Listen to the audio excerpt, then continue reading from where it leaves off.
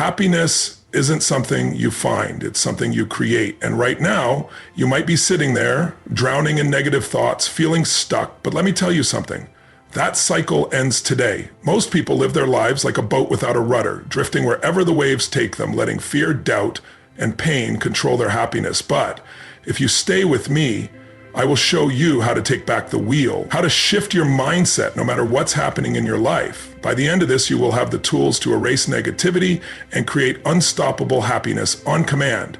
Because happiness is not an accident, it's a skill, and I'm about to show you how to master it. Your mind is the most powerful weapon you will ever own, but most people treat it like a battlefield they've already lost. You wake up and the first thoughts that hit you aren't inspiration or gratitude. They're doubt, stress, and fear. You tell yourself you're not good enough, that today will be just like yesterday, that life is unfair. But here's the truth. Your thoughts are not facts. They are just habits. And if you don't take control of them, they will take control of you. Imagine this. You're standing in front of two doors. Behind one is a life where you wake up driven, powerful, and unstoppable. Behind the other is a world where fear dictates every move, where negativity clouds every decision. Which door you walk through every day depends on what you allow to dominate your mind. There's a reason successful people think differently. It's not luck, it's not talent. It's a trained mindset. They've conditioned their brains to filter out negativity and focus on solutions. Take Michael Jordan. The greatest basketball player of all time wasn't born with an unshakable mindset. He was cut from his high school basketball team. He could have let that define him. Instead, he reprogrammed his mind to turn rejection into fuel. He chose to see himself as a champion before anyone else did. Your brain is wired to keep you safe, not happy. It wants comfort, not growth. That's why your first instinct is always to doubt yourself. That's why you hesitate before taking risks, why you replay past failures like a broken record. But here's what no one tells you. Your mind is a liar. It will trick you into believing you are powerless, that your past defines you, that you're not worthy of more. And the only way to win is to stop listening. The next time you hear that voice telling you you're not good enough, I want you to ask one question. Who gave it permission to speak? Because that voice, it's not yours. It's years of programming, society, parents, teachers, old failures. And today, you take back control. Try this right now. Say out loud, I am the thinker of my thoughts. I control them, they don't control me. That simple shift is everything. When negativity creeps in, don't fight it, replace it. Every time a thought tells you you're not enough, answer back, I am enough. I am capable. I am unstoppable. Say it like you mean it, because the more you do, the more your mind starts to believe it. Muhammad Ali used to say, I am the greatest long before he was. He wasn't lying. He was training his brain to believe it so deeply that the world had no choice but to follow. That is how you win the war in your mind, not by avoiding negativity, but by deciding every single day that you are bigger than it. Your mind is a battlefield. It's time to take back control. You ever notice how one bad thought turns into a storm? You wake up feeling off, and before you know it, your mind is replaying every mistake, every failure, every time someone doubted you. It's like a playlist of negativity on repeat, and you don't even realize you're the one hitting replay. But here's the truth. That cycle is a lie. It's not reality. It's a habit. And like any habit, it can be broken. Your brain is a machine designed for survival, not happiness. Thousands of years ago, our ancestors had to scan for danger. Was that a rustle in the grass or a predator ready to attack? The ones who stayed alert, who obsessed over potential threats, survived. The problem is that same wiring is still in you today. But you're not running from saber-toothed tigers, you're running from your own thoughts. Think about this. You're driving to work and someone cuts you off. Instantly, you're furious. You start thinking about how inconsiderate people are, how society is falling apart. But it doesn't stop there. That frustration follows you. Suddenly, your boss's email feels like an attack. The coffee being slightly too cold is personal. By noon, your entire day is ruined, all because of a single moment you let spiral out of control. Now imagine if you caught that moment and shattered it before it took hold. Imagine if the second that car cut you off, you did something ridiculous, laughed, shouted, something absurd, like, well, there goes another audition for Fast and Furious 12. Your brain would stop. It would have no choice but to snap out of the loop. That's the power of pattern interruption. The greatest performers in the world, from athletes to entrepreneurs, use this trick. Serena Williams, when she makes a mistake, she doesn't sit there dwelling on it. She has a physical reset. She adjusts her wristbands, bounces the ball a certain way. It's a small action that tells her brain, forget the last point, focus on the next one. Now, let's talk about you. What's your pattern? When stress hits, do you slouch? Do you sigh? Do you repeat the same negative phrases in your head? If so, it's time to break the script. Right now, create a new pattern. Next time you feel negativity creeping in, do something unexpected. Stand up, jump, clap your hands, say something bizarre, trick your brain into shifting, because the moment you do, you take back control. I want you to understand something. Your thoughts are not your destiny. They are just electrical signals firing in your brain. And the good news, you control the switchboard. Negative spirals only continue because you let them. Interrupt the pattern and you stop the spiral before it takes over. That's how you win, not by fighting negativity, but by refusing to give it space in your mind. Your life is happening now, not tomorrow, not next week, right now. And the second you master this, when you take control of your patterns, you take control of your future. Your body is a signal. Every movement you make, every posture you hold, every breath you take is sending a message to your brain. The problem is most people don't realize they're broadcasting the wrong message. You think you're just tired, but your slumped shoulders, shallow breaths, and slow movements are actually telling your brain, I am weak, I am defeated, I am not in control. And your brain, it listens. It obeys. It feeds you thoughts that match your posture. But here's the game changer. Your mind doesn't control your body controls your mind. And if you master that, you can change your state in seconds. Let me prove it to you.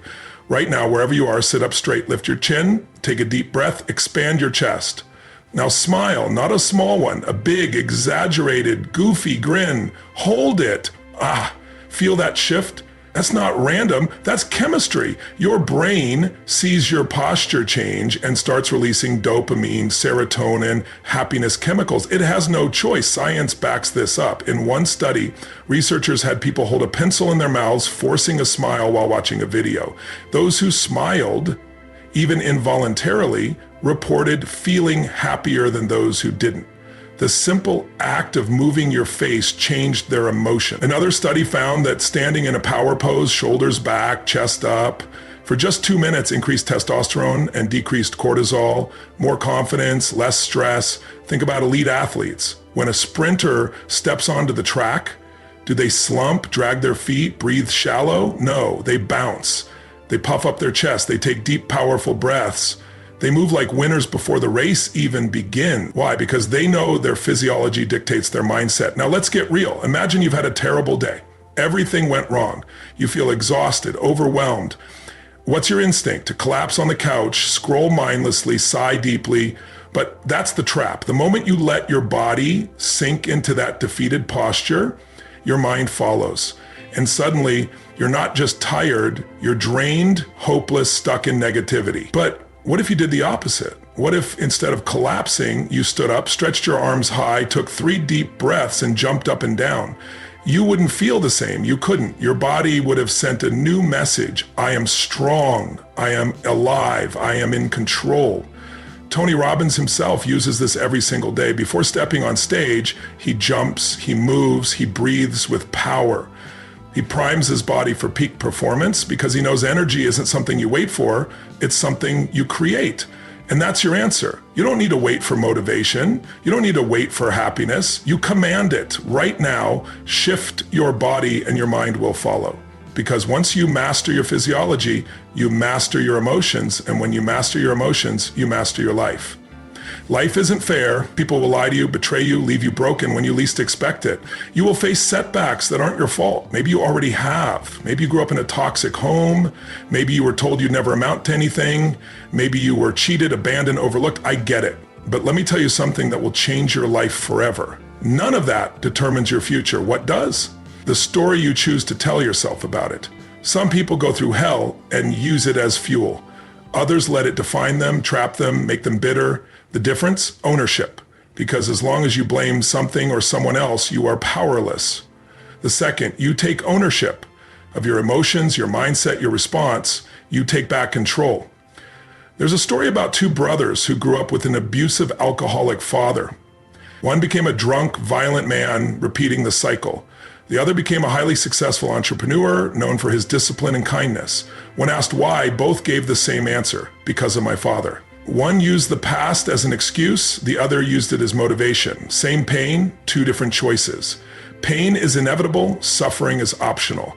And if you're waiting for life to be fair before you allow yourself to be happy, you will be waiting forever. There are people who have been through far worse than you and found happiness. There are people who have been through far less and are still miserable. Why? Because happiness isn't about circumstances, it's about focus. Viktor Frankl, a Holocaust survivor, lost everything, his family, his home, his freedom.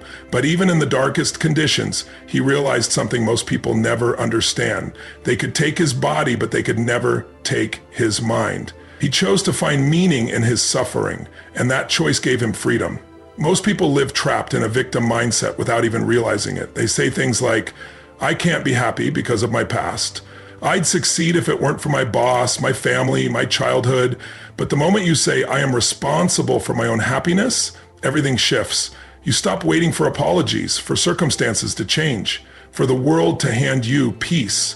You take it. So what's your excuse? Too tired? Too broke? Too unlucky? Every single person you admire has faced challenges. They didn't succeed because life was easy. They succeeded because they took control when others quit. And you can too. Decide right now. Are you going to let your past define you, or are you going to use it to fuel you? Because the moment you stop playing the victim is the moment you start owning your happiness. And when you own your happiness, nothing, not pain, not people, not circumstances can take it from you. That's real freedom. And it's yours if you choose it. Your brain is like a search engine. Whatever you type in, it will find. If you wake up and ask, why is my life so hard? Your mind will pull up every failure, every rejection, every reason to feel miserable. But if you ask, what's one thing I can be grateful for right now? Your brain will search for that too. And in that moment, you take back control, because happiness isn't about what happens to you, it's about where you focus. There's a story about two soldiers returning from war. One was haunted by the past, stuck in his trauma, unable to move forward. The other, despite living through the same horrors, found a way to rebuild, to love, to appreciate life. The difference? One focused on what he lost, the other focused on what he still had. Same experiences, two completely different realities. Why? Because reality is not what happens to you, it's what you choose to see. Your brain is wired for survival, not happiness. It scans for threats, problems, negativity, because thousands of years ago that kept us alive. But in today's world, this instinct works against you. That's why you can have an amazing day, but if one bad thing happens, that's all you think about. Your brain latches onto negativity because it thinks it's protecting you. But you don't need protection from life. You need to learn how to enjoy it. This is why gratitude is not just a nice idea, it's a weapon, a way to rewire your brain to stop focusing on what's missing and start seeing what's already there. Science proves that practicing gratitude lowers stress, boosts happiness, and literally changes brain chemistry. But you have to train it, just like going to the gym. You don't build muscle by thinking about working out, you build it by doing the reps. So here's the exercise. Every morning, write down 3 things you're grateful for. Not generic things like my family or my job. Get specific. The way the sun felt on my face this morning. The laugh I had with my friend yesterday. When you do this consistently, you force your brain to search for good things throughout the day. And suddenly your focus shifts. You start noticing small moments of joy you used to overlook. Think about a time when you really wanted something, a car, a job, a relationship. The moment you focused on it, you started seeing it everywhere.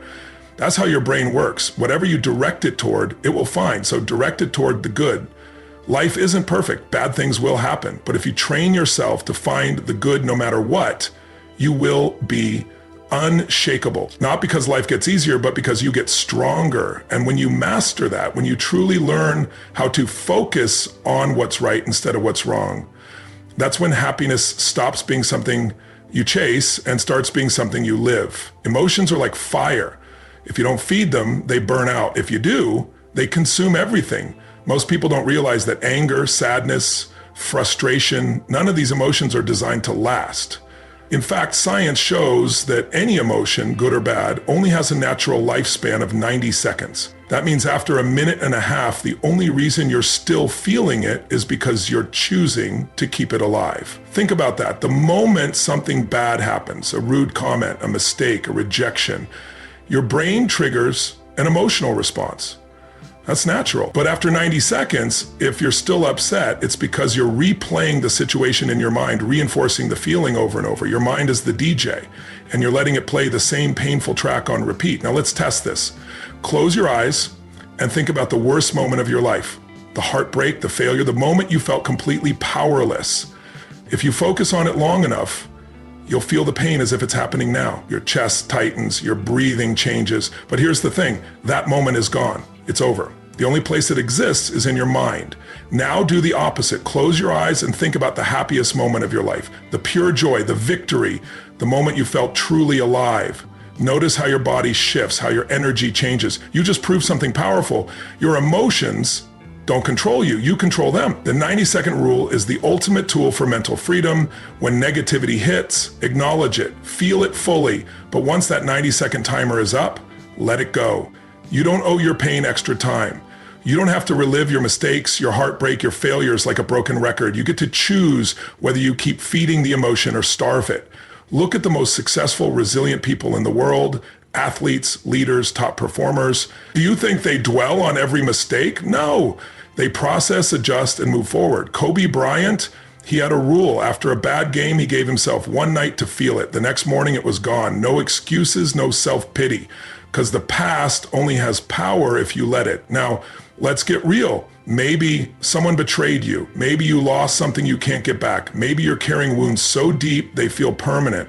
But here's the truth. You are not your past. You are not your pain. You are not the emotions that try to drag you down. So next time negativity hits, give yourself 90 seconds. Feel it, breathe through it, then interrupt the pattern. Stand up, move, say something powerful out loud. Because the second you stop feeding negativity, it loses its grip on you. And when you master this, when you stop letting your emotions own you, you will be unstoppable. Your energy is your greatest asset, and the people around you either fuel it or drain it. Most people don't realize this, but your life is a direct reflection of the energy you allow into it. If you're constantly surrounded by complainers, doubters, and victims, don't be surprised when you start thinking, acting, and feeling just like them, because energy is contagious, whether you like it or not. Have you ever walked into a room and instantly felt the weight of someone's negativity? They didn't have to say a word, but their presence alone drained you. That's because emotions are powerful. And when you're around negative people, their energy seeps into your mind like a virus.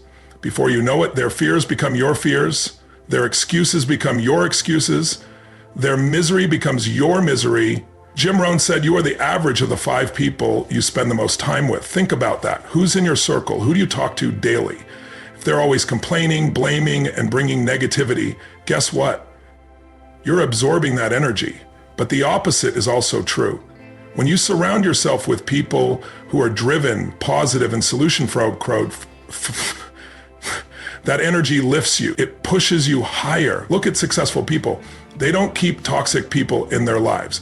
They don't waste energy arguing with doubters or trying to fix people who refuse to change. They protect their space like their life depends on it, because it does. Steve Jobs was ruthless about this. He believed in surrounding himself with visionaries, people who challenged him, inspired him, and forced him to think bigger. He cut out negativity without hesitation because he knew his success depended on it.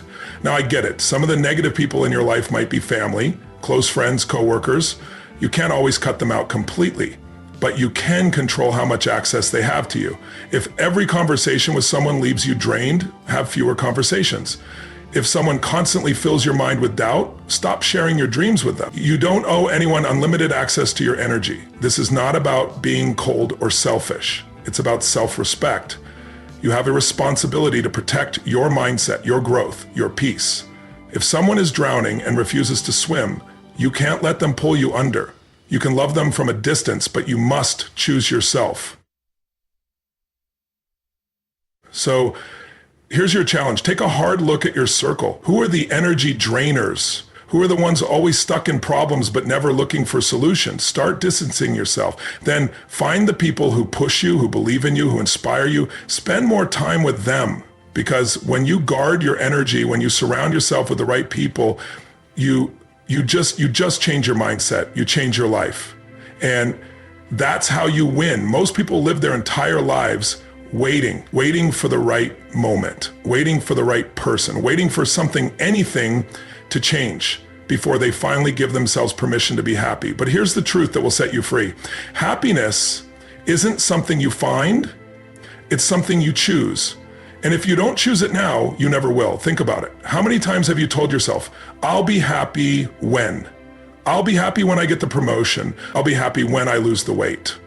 I'll be happy when I find the right relationship. But what happens when you get there? You celebrate for a moment, and then suddenly there's another I'll be happy when waiting around the corner. The goalpost keeps moving, and happiness stays just out of reach. This is the trap most people fall into, the belief that happiness exists somewhere in the future, that it's something they have to earn, something they have to chase. But real happiness isn't out there, it's here. It's in this moment, in this breath, in this exact second of your life. And if you can't find joy in the present, you won't find it in the future either. There's a powerful story about a man who spent his whole life chasing success. He worked nonstop, sacrificed his health, his relationships, telling himself one day it'll all be worth it. Then one day he finally made it. The wealth, the power, everything he dreamed of, but instead of feeling fulfilled, he felt empty. Because in his obsession with the future, he had forgotten how to live in the present. And when he looked back, he realized he had spent his entire life postponing his own happiness. That's what so many people do. They put their joy on hold, believing that the next big achievement will finally make them feel complete. But here's what you have to understand. Happiness is not a destination, it's a state of being.